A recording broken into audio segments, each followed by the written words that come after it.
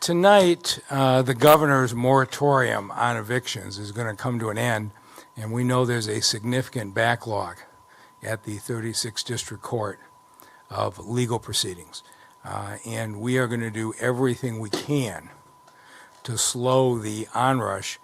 We do not want folks displaced from their homes if there's any way that we can help it. And so today, we're really pleased that another $6 million in tenant assistance has been added to the funds, bringing to $11 million with the support of the governor and the state legislature, with the HAND Network, with Southwest Counseling Solutions, and the Department of Housing and Revitalization. Here's basically what's going to happen. Starting tomorrow, don't call today because phone isn't up yet, but starting tomorrow, you can call 866-313-2520 or go to DetroitEvictionHelp.com starting tomorrow. We will get you to resources. United Community Housing Coalition has got lawyers for you if the landlord is evicting you in a way that is legally inappropriate. We'll get good lawyers for you. You do have to pay what you can afford to pay, but there are also programs that will help pay off parts of your back rent, because the landlords, we can't just say to the landlords, you stay in the house and they don't get any rent. Many of these landlords have got mortgage payments, they've got their own responsibilities. So we don't solve this problem by just stopping payments to landlords, but we've got assistance that can help make those payments to the landlords, can help you deal with your arrearage so that you can stay in those houses. We are working very hard right now. In fact, there's a group at a city council, and we are hopeful that we are going to get this neighborhood bond issue on the ballot this November, which will help create 8,000 more housing units in the city of Detroit by rehabbing the houses in the neighborhoods. We are going to do everything we can to create a city where people have enough options that you aren't pushed out of your homes. But right now, we want to deal with the immediate end of the moratorium. And the man who's just done tremendous work on this, pulling together all of these agencies, is the head of our Housing and Revitalization Department, Donald Renscher, and Donald will take you through the details of what you need to know. All right.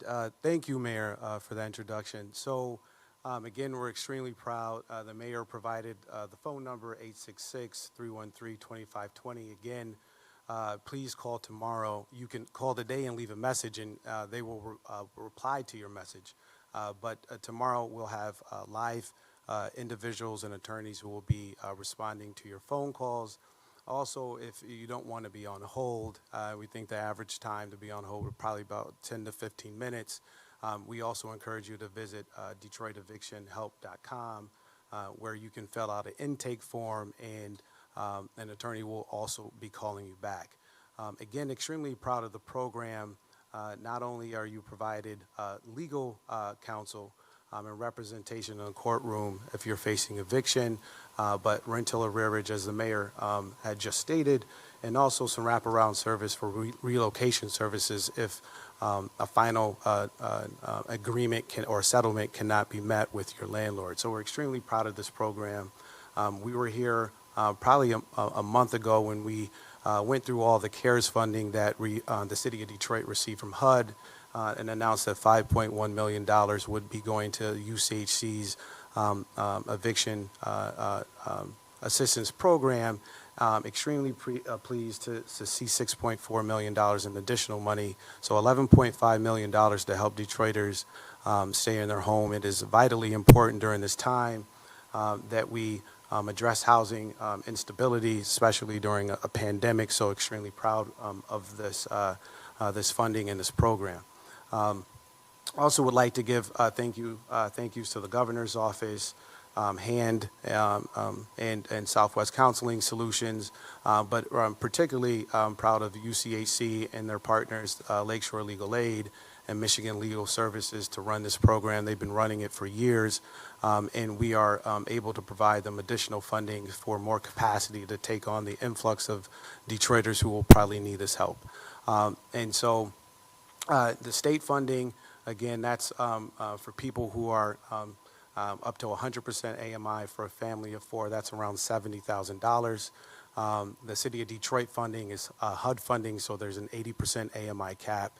But I encourage anybody who is facing eviction or receives a notice to quit to call the number or fill out the intake form because we will provide that assistance to you.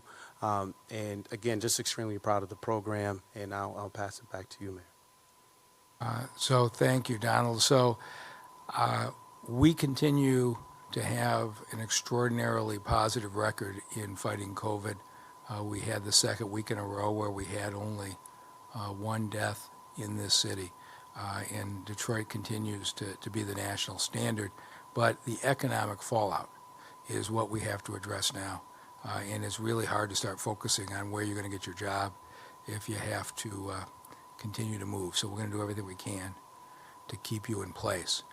One of the other inequities that's been exposed by the COVID crisis is something that is now starting to get to be more talked about, more understood, and that's the digital divide, the access to high-speed internet services.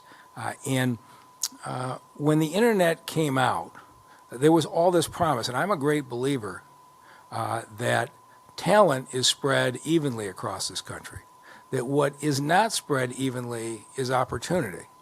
And the promise of the internet was that somebody who was poorer, somebody who was in a rural area could get access to the same kind of education and information as anyone else. And the internet has the promise to reduce inequality in this country. And if you look at the black-white gaps in income, in poverty rates, in unemployment rates, in business startups, the internet has the chance to start to level that. But what's happened in practice is exactly the opposite. The wealthier families got high-speed internet, and the poorer families got either slow internet or no internet at all. And what does that mean? It means the kids in school who had the most advantage just got even a greater advantage over the kids in the lower income districts. People who had good career options just got more options. And we saw this when, at the start of COVID, before the governor issued her order suspending schools, the first schools that shut down voluntarily were West Bloomfield, Birmingham, Grosse Pointe, Ann Arbor, because they were already teaching in part in the classroom and on the laptops, and their students were very well versed in going home and using their laptops and continuing their education at night, whereas in the city of Detroit, not only were our teachers not trained in it, but most of our students didn't actually have either the laptop, or if they did, didn't have the high-speed connection at home. Our corporate leadership stepped up in an enormous way, and the laptops, the 50,000 laptops, are starting to come to the students as well as the connectivity. But we have one organization that has gone above and beyond, and about a month ago, 9 of the largest CEOs in this city stood up and made a commitment to try to fight systemic racism in this country. And each of them, it's interesting, are taking their own paths and making enormous contributions. But Jay Farner and Dan Gilbert, from the beginning, looked at this and said, this is not right. That we need to make sure that every Detroiter has an opportunity for that job, for that training, for that a chance to attend college on an internet connection. And so when the Rocket Mortgage looked like it was going to get canceled, Jay Farner stepped in and said, not only are we going to run it, we're going to run it in Detroit in a way that benefits this city. And he's here to make a very special announcement. So let me turn it over to the CEO of Quicken Loans, Jay Farner. Thank you, Mr. Mayor, and well said. That's exactly, as we looked at some of the effects of COVID, in particular, that recognition that the digital divide was real and was having a great impact hit us all. As Dan and I were talking about it, we were happy to support DTE and Skillman with the tablets and laptops, but we thought we could do more. And so as we thought about the Rocket Mortgage Classic and the impact it could have or start having, because we think there's so much more than just that event around the digital divide, we got excited. And so we launched an initiative called Changing the Course to address the nearly 30% of households here in the city that don't have broadband access. There are nearly 40% of Detroit residents that have cell phone access but don't have a data plan, and so they can't do the telemedicine that's so important right now. They can't do education. They can't look for jobs, and so we need to make a change, and that's what we're working on. And so I want to thank all of the team members that helped put a successful Rocket Mortgage Classic together. It was one of the first that were done without fans, but I think probably one of the most impactful events we've ever sponsored. And we had golfers like Bubba Watson and Jason Day step up, host a special event the Wednesday of the Classic. And I'm proud to announce that we believe, as we approach January and look at all the funds that we've raised, we were proud last year at $1.2 million, but this year we believe that we will raise over $2 million in the Rocket Mortgage Classic that will be put towards ending the digital divide here in our city. And as I mentioned, this is just a start. We're going to continue pressing forward on this initiative, collecting data to understand who doesn't have access, figuring out neighborhood hubs where we can create access points, and partner with the city and others, including the United Way, who will help us. And so I want to take a moment here and thank and introduce Dr. Hudson, who's the president and CEO of the United Way, who's helping us on this journey. Thank you, Jay, and thank you, Mr. Mayor, for having me here today. This is really such a monumental opportunity for our families here in Detroit. United Way, we're here to serve the most basic needs for our families. And in Detroit, we issued a report 2 years back that assessed our families' ability to meet their most basic needs. And in Detroit, 74% of our families are struggling to meet those needs. We're talking about housing and food and healthcare, childcare. Technology is a part of that. It really is a critical need for our communities in 2020. It can't be an afterthought.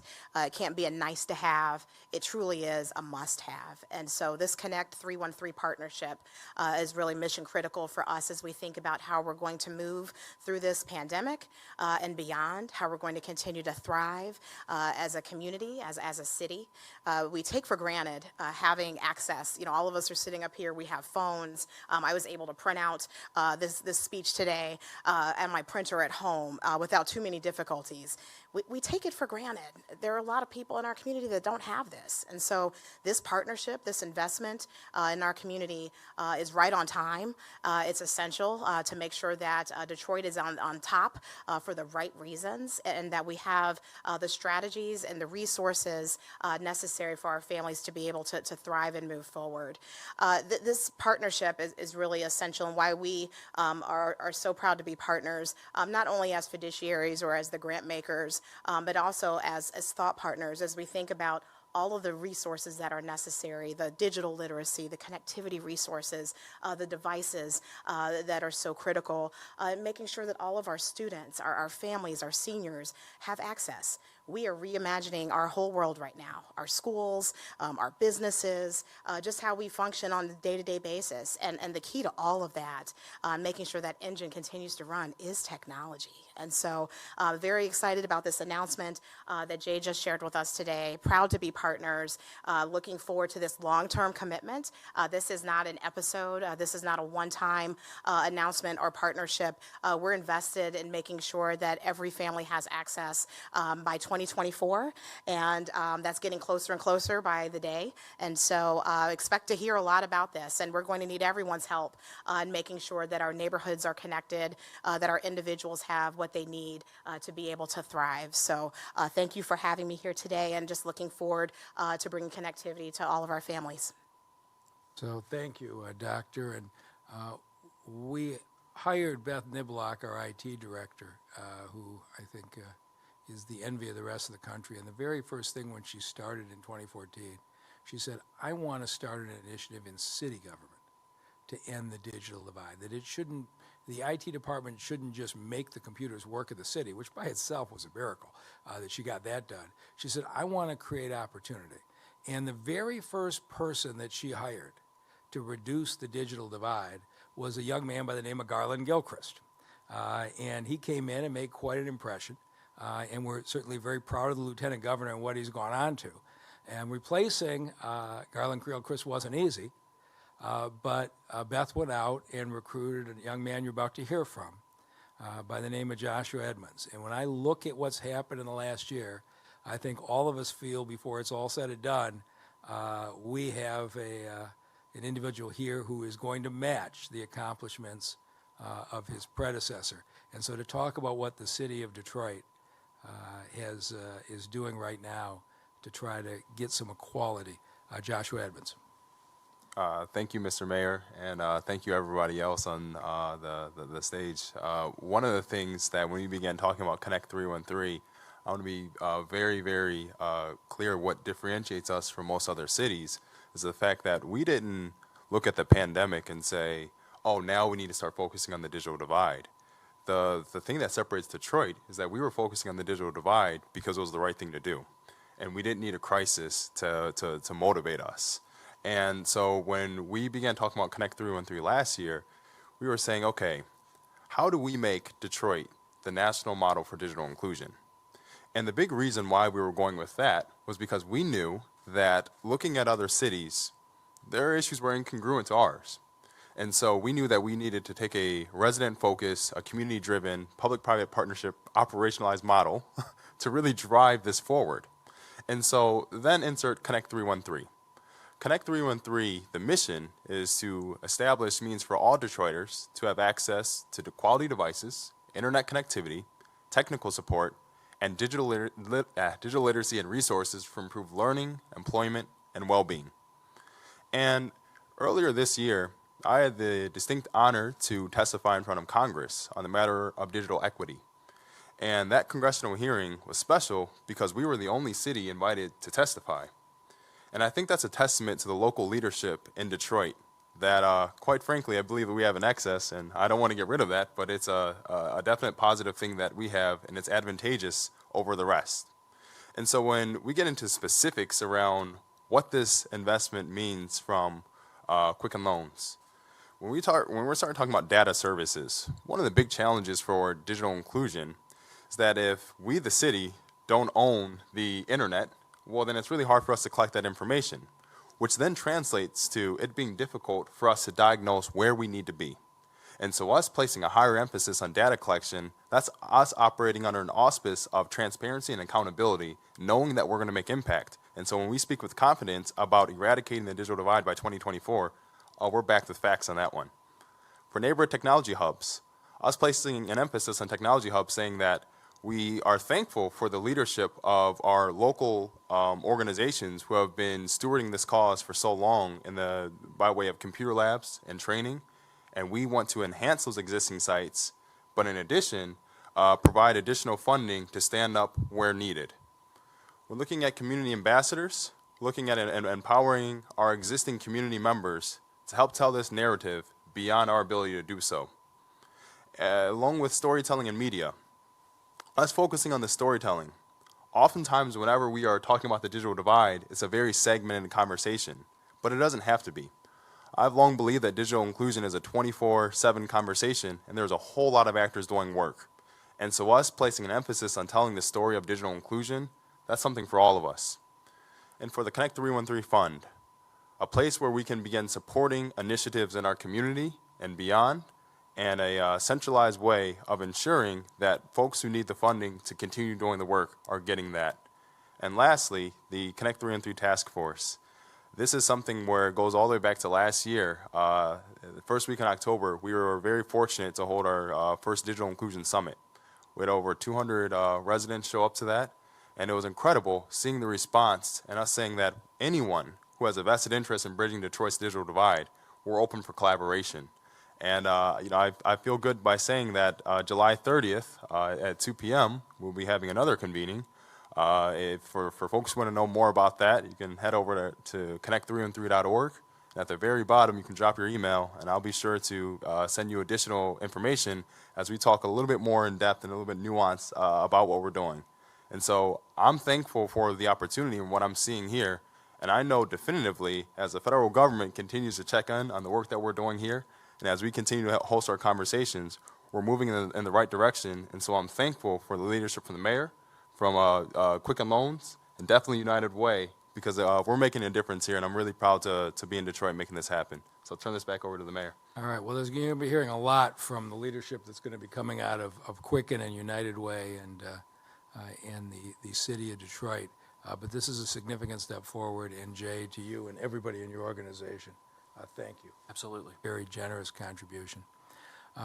We've talked before about the need to do a memorial at some point. We've lost more than 1,400 of our neighbors to COVID-19, and while that number has dropped dramatically in recent weeks, the families of those 1,400 victims couldn't have receptions at funeral homes. They couldn't have family hour, and were very limited what they could do at the cemetery.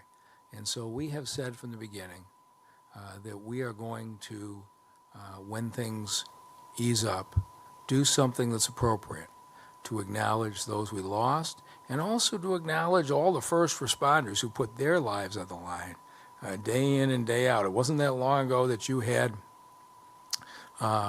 police officers responding every day, even though COVID was spreading through our department. You had health workers at hospitals who didn't have enough protective equipment, and they just reused the masks, and they just went right back to work to help the residents of our community who needed it. And so there was only one person who could put together a memorial that's appropriate enough. So we are going to declare August 31st as Detroit's Memorial Day, and we'll start the events the evening of August 30th and run through August 31st, and to lay out our plans for that memorial and let you know how, if you had someone in your family, someone you cared about, that should be remembered, how you can participate with that. I'll turn it over to Rochelle Riley. Thank you very much, Mr. Mayor. And I want to take a minute to thank United Way and Quicken Loans for all that you do, not just for my Department of Arts and Culture, but for the city. We so appreciate you. Our nation is experiencing a tragedy. We are being battered by death and enveloped by the fight to keep each other safe. Our nation has not taken a day, even a moment, to acknowledge the pain of the global pandemic that has forever changed our lives. But our city, our great Detroit, is going to take a moment. Imagine needing 1,500 funerals but not being able to have more than 10 people in a church. We have found a way. The mayor has declared August 31st Detroit Memorial Day, which we hope to celebrate and use to honor literally our heroes, those who are gone and those who are still fighting. But this is a 2-day citywide commemoration. As he said, we're going to honor those that we've lost, but we're also going to pay tribute to everyone who's still fighting. And we're talking about the first responders, we're talking about the front lines, we're talking about the medical centers, the community centers, food banks, churches, and I want to take a moment to particularly thank our team at City Hall, who have been feeding hundreds of thousands of people and finding housing for folks. We have made responding to this pandemic something that has set a precedent for cities around the country, and I'm very proud of that. The Memorial Steering Committee will ask Mayor Mike Duggan to do this, and he has already done it.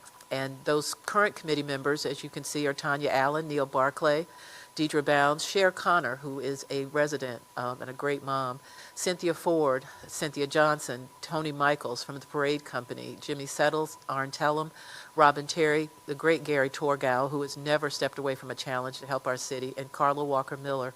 We're going to have other members who will be joining, but this is the initial committee right here who is working to do this. At 5 p.m. on Sunday, August 30th, there are going to be simultaneous memorials in each of our city districts. We are planning these with the city council members, who are all very excited about it. They are doing what their residents want for their intimate celebrations and commemorations, and we're working with those. And we're going to videotape each of those so that anyone who cannot be there or does not want to be out in public can still see it. And then on Monday morning, that's when we're going to have the memorial drive on Belle Isle. At 7 a.m. that Monday, Belle Isle will be closed, and the city will prepare for mourners to be able to drive around the entire island past stakes featuring photographs of each of our victims placed 6 feet apart. At 8:45 a.m., we're going to ask every Southeast Michigan resident, everybody in the city, every organization, every church to ring bells for 15 minutes to honor our lost souls.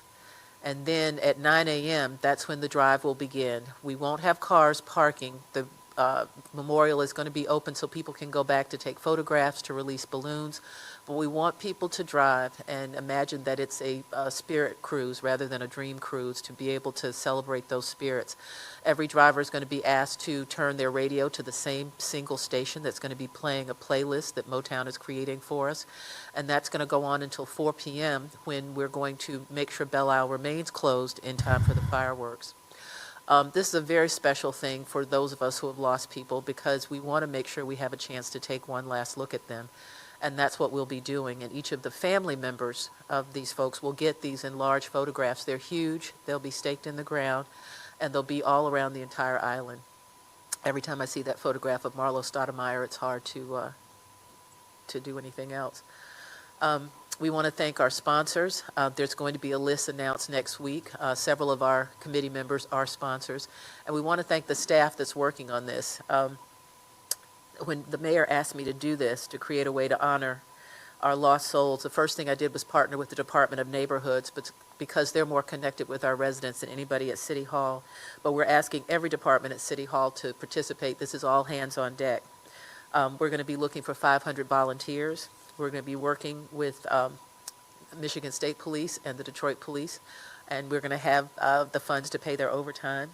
And we also are going to make sure that even though we're starting this day with something that is a chance to mourn and a chance to say goodbye, we're going to end it with this huge fireworks show to make sure that we end the day in a way that makes us feel uplifted. If you have any questions about what we're doing, you can send emails to me, to my odd email address at City Hall, rileyrowe@detroitmi.gov. We're going to be reaching out to families across the city to get photographs. We want to use the photographs that you'd like us to use to remember your loved ones. And I am so proud to be able to do this. It's the greatest thing I've been asked to do for my city, for our loved ones, and for our fellow Detroiters. Thank you, Mr. Mayor. All right, with that, we'll take questions.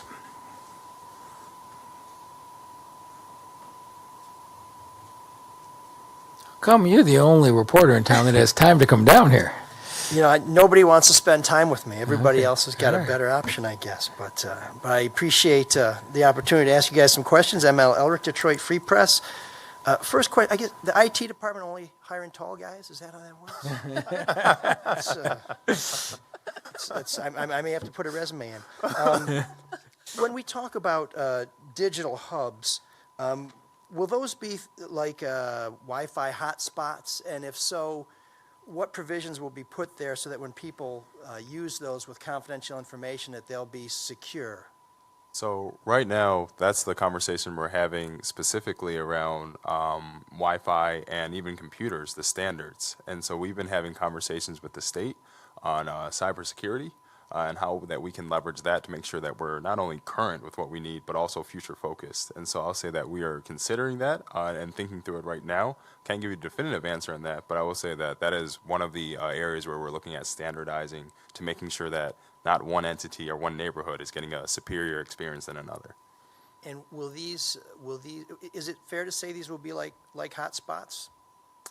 I think it's fair to say that it's going to use hotspot technology with respect to the seamless connection to Wi-Fi. I would say that the experience within the neighborhood technology hub, like actual inside the building, I don't think the Wi-Fi experience is going to differ. However, I think that each of the hubs are going to have their own specific flavor to them, but I don't think that's going to be a detriment to the performance of those. Okay. So it is fair to say hotspot, but not, yeah. Okay. And so in that sense, is it something that anybody passing through that area can use, or will it be available only to people who actually live in the broadcast area? So ideally, it would be in the broadcast area. I think that what happens if we are going to have people who are driving through, most likely they're going to be able to pick up the signal pretty quickly. And then as soon as they get outside that broadcast area, whatever that might be, if there's another area, they can kind of daisy chain and find the way. But that's not what it's designed for. It's much more designed, no different than where we have libraries where people are able to go to those spots. And if you happen to be in the proximity, you're able to pick it up, but it's not designed for people who are passing by. It's much more for people who are proximate to that area. Okay, and do we have a target date where people who need to get some of the quality devices and want to be able to access that network, that they can sort of set on their calendar and say that by such and such a date, I can expect this to be here? No, I think what we're looking at right now are the existing deployments. So we're still doing the deployments for the public schools around the Connected Futures Initiative. We're also doing some for GDYT, getting those youth covered. I think at this point, because we're in the midst of those deployments, it's a little bit harder for us to say how everyone else goes. I definitely know that we don't want to just be connecting kids. This is an initiative where we're focused on the families. But I think we're taking things one day at a time here. And so I can't give you an exact date where we're saying, hey, everybody's going to get this, but it's definitely a focus area that we won't feel safe bridging the digital divide unless everyone has that. Okay, and is it possible to maybe use a seasonal estimate that by fall, by winter, by such and such a time? I don't think so. The reason being, everybody right now and everybody who's trying to work on this issue, we're all going to the same source for technology. So as a result, for example, earlier this year, we were looking at trying to get everybody hotspots.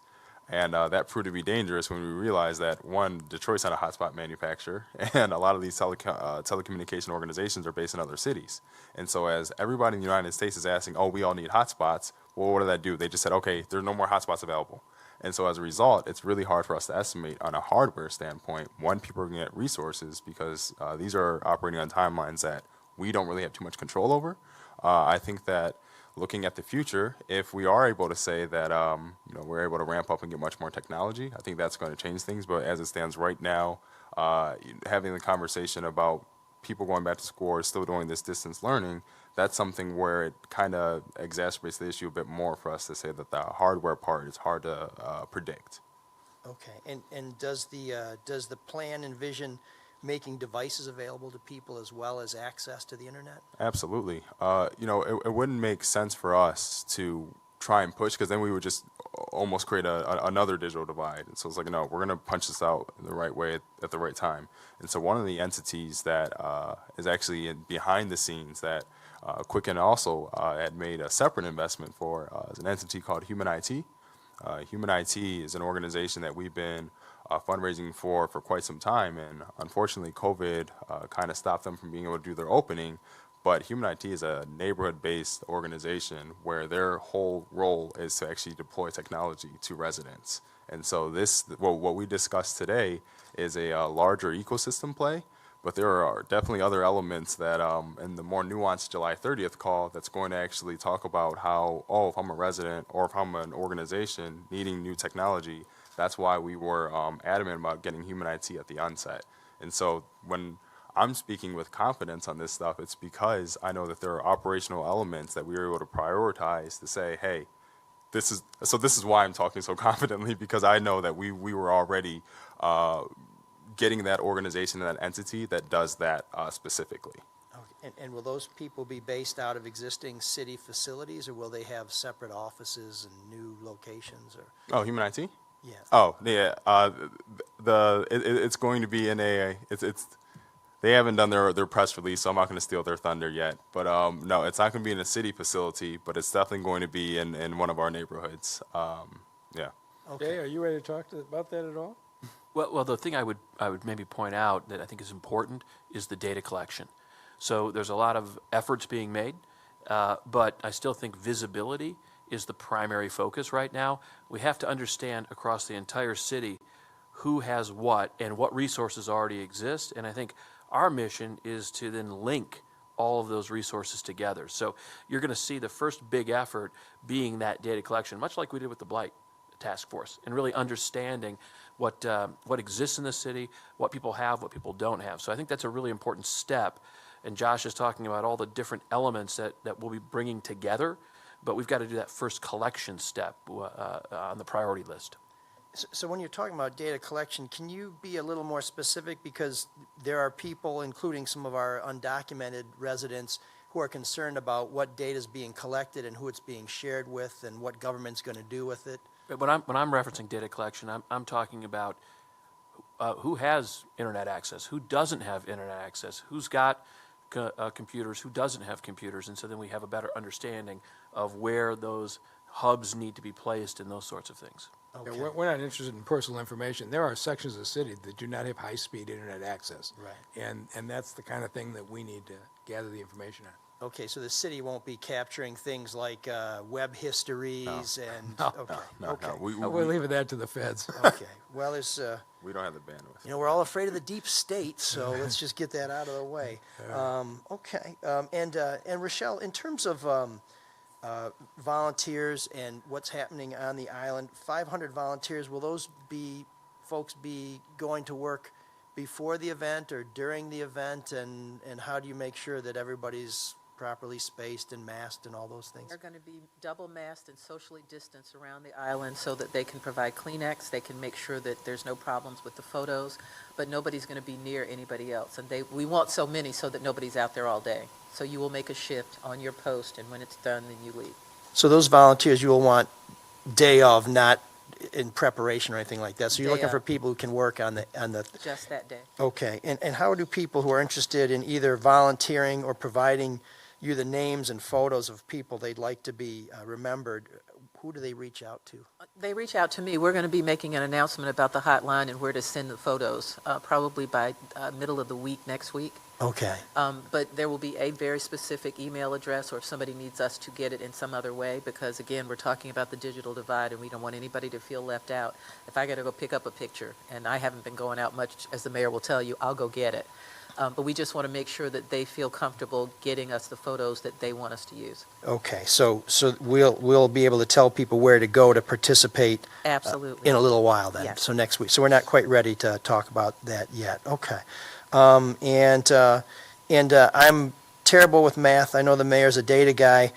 When we're looking at income eligibility for that aid for people who may be facing eviction, I see the 100% of AMI to qualify for state money. If you're at 80% of AMI, I'm assuming you can make more money and qualify, or is that less money to qualify? 80% is less money. Okay, so, So 100% of AMI is 100% of the average income, 80% is, okay, so the $70,000 for a family of four, that's basically the maximum that you can make to qualify for this program? right. Okay, great, thank you very much. All right. Any other questions? All right, thank you for coming.